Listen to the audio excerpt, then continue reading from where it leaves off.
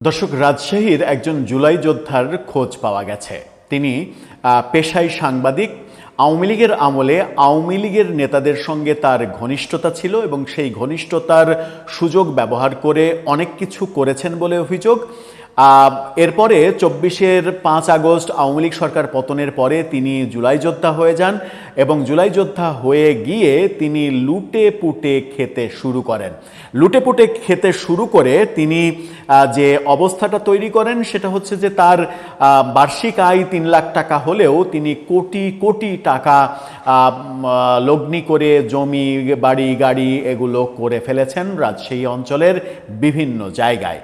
পরিচয় তার সাংবাদিকতার এবং অভিযোগ রয়েছে রাজশাহীর সাবেক মেয়র খায়রুজ্জামান লিটনের সঙ্গেও তার রয়েছে সখ্যতা। এই জুলাই যোদ্ধার ইতিহাস বেরিয়ে এসেছে এবার এবং দুদকে গিয়েছে অভিযোগ তার নামে কোটি কোটি টাকা দুর্নীতির। জুলাই যোদ্ধা এই পরিচয় বিক্রি করে প্রফেসর ইউনূস সরকারের আমলে কি কি করা হয়েছে তার একটা একটা হিসাব ক্রমেই বেরিয়ে আসছে। আরও একটা ভয়ঙ্কর হিসাব বেরিয়ে আসলো এবার, যেটা আমরা দেখতে পাচ্ছি রাজশাহীতে ঘটেছে। চলুন একটু জেনে দেখি এই ভদ্রলোক যার নাম রাব্বানী, তার এই কোটি কোটি টাকার আয়ের উৎসটা কোথায়, দুদকে কি অভিযোগ গেল। থাকবেন পলিটিক্স টিভির নিয়মিত আয়োজনে।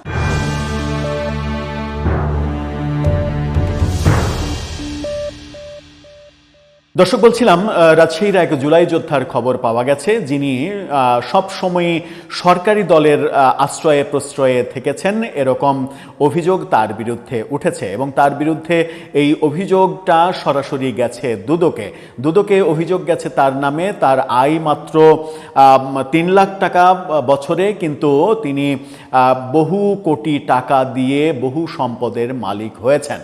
টাকাটা কোত্থেকে আসলো? যে ব্যক্তির বছরে আয় ৩ লাখ টাকা, ১.৫ বছরে তার আয় হওয়ার কথা ৪.৫ লাখ টাকা, সেই ব্যক্তি কিভাবে কোটি কোটি টাকা, শত কোটি টাকার মালিক হয়ে যান, সেই প্রশ্নটা উঠেছে এবং সেই প্রশ্নটা গেছে দুদকে যে অভিযোগটা গিয়েছে তার ছবিসহ ছবিটা আপনারা দেখে নিন।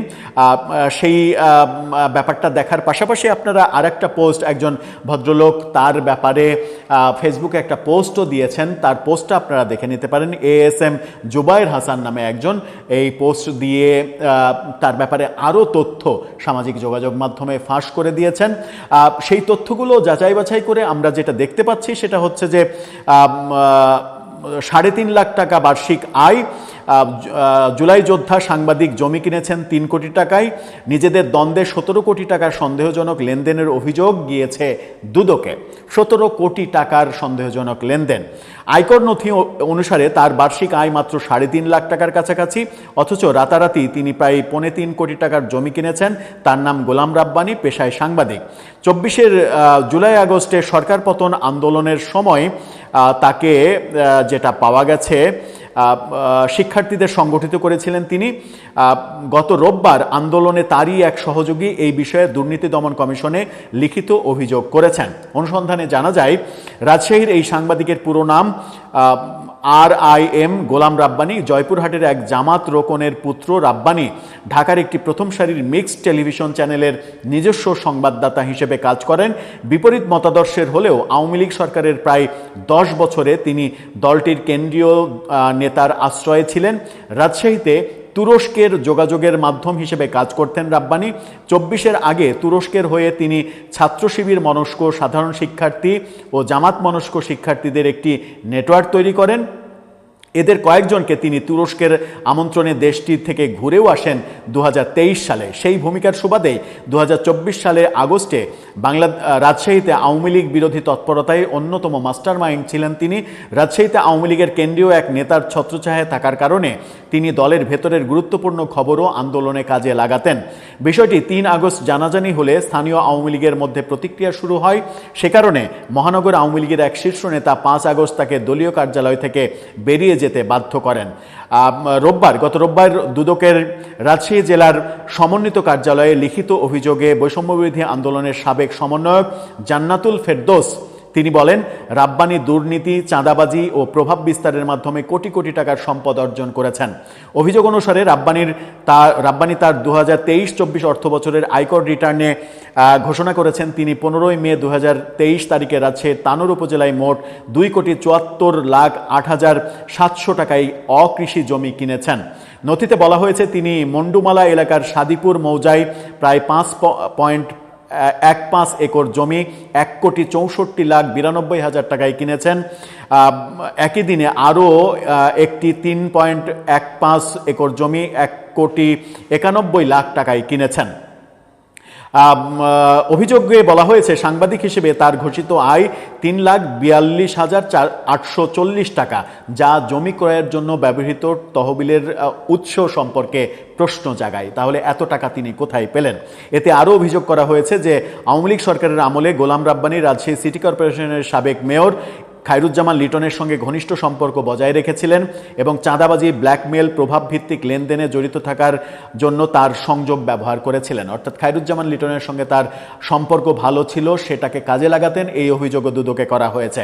2024 সালে ডিপ স্টেটের পরিকল্পনায় সরকার পতনের পর রাব্বানী নিজেকে জুলাই যোদ্ধা হিসেবে পরিচয় দিয়ে মামলার নথি থেকে অভিযুক্তদের নাম মুছে ফেলার প্রতিশ্রুতি দিয়ে তাদের কাছ থেকে অর্থ আদায় করেন বলে দুদকের অভিযোগে উল্লেখ করা হয়েছে।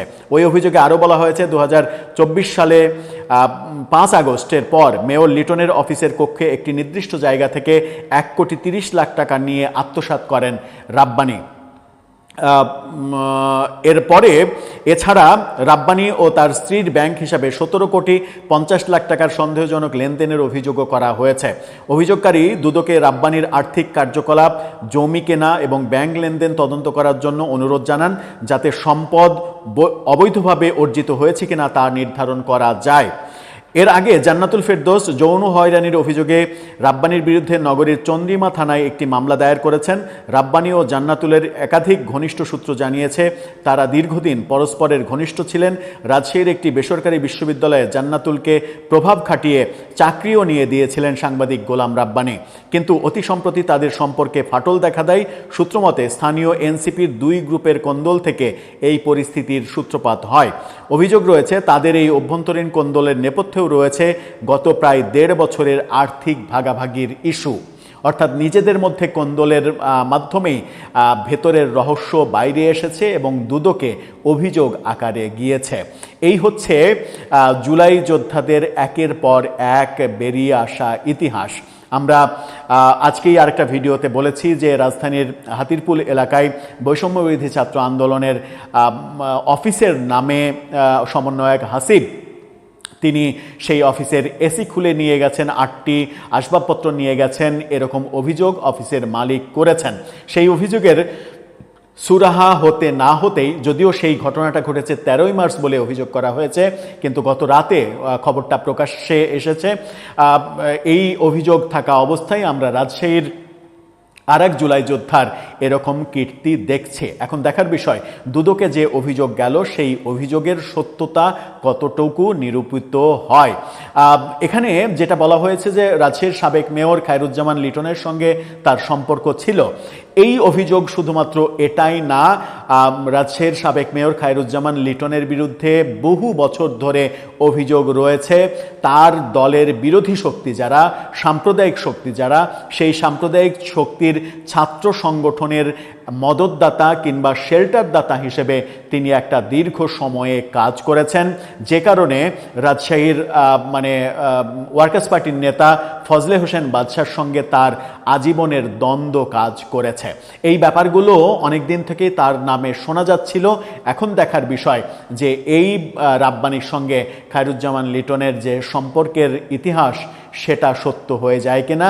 এখানে শুধুমাত্র বৈষম্যবিরোধী আন্দোলন কিংবা জুলাই যোদ্ধা পরিচয়টাই প্রশ্নবিদ্ধ হয়নি, এখানে আওয়ামী লীগের নেতৃত্বও প্রশ্নবিদ্ধ হয়েছে। সুতরাং এই খবরটা কোনো একটা পক্ষে যাওয়ার কোনো অপশন নেই। বাংলাদেশের রাজনীতি এবং বাংলাদেশের রাজনীতির যে মেটিকুলাস ডিজাইন, সেই ডিজাইনটাই এমন যে সবাই সবসময় সরকারি দল থাকতে চায়, প্রভাবশালী দল থাকতে চায়।